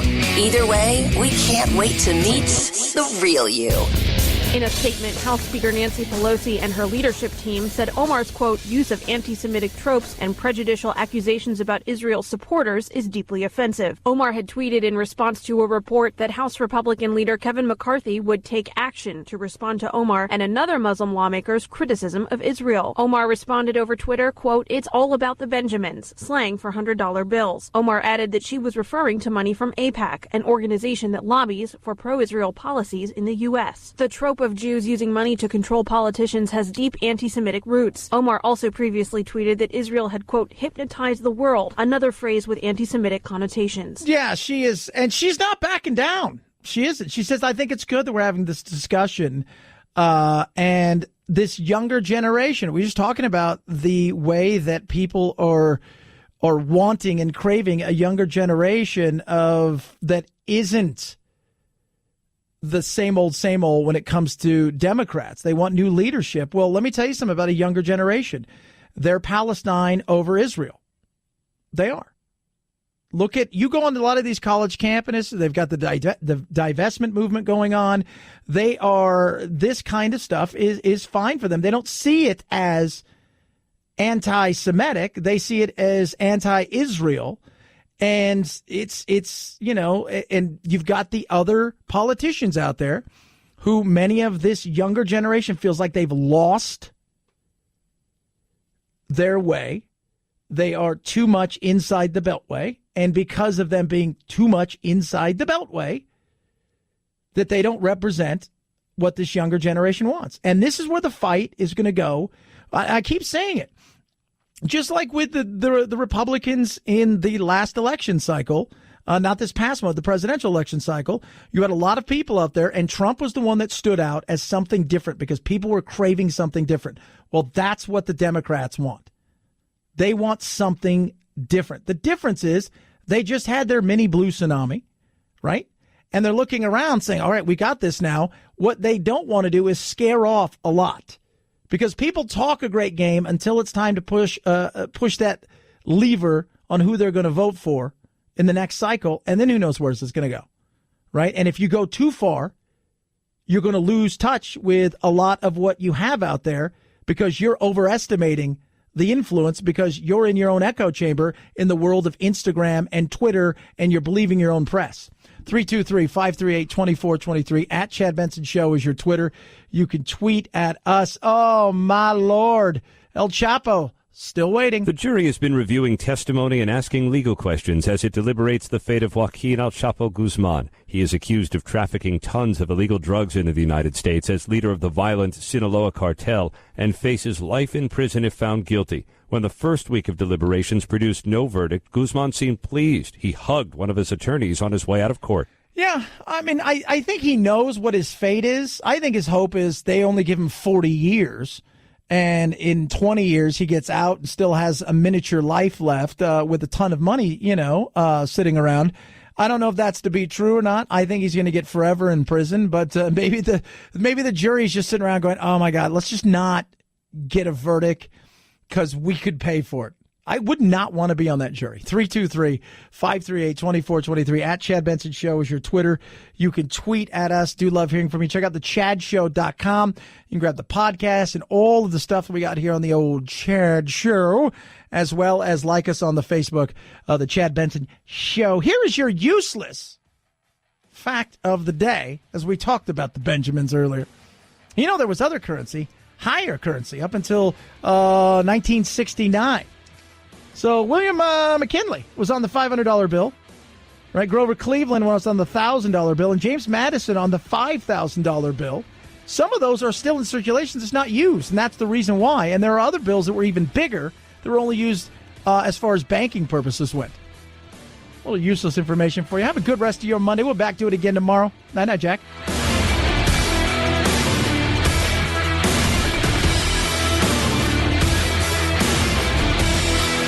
This is the Chad Benson Show.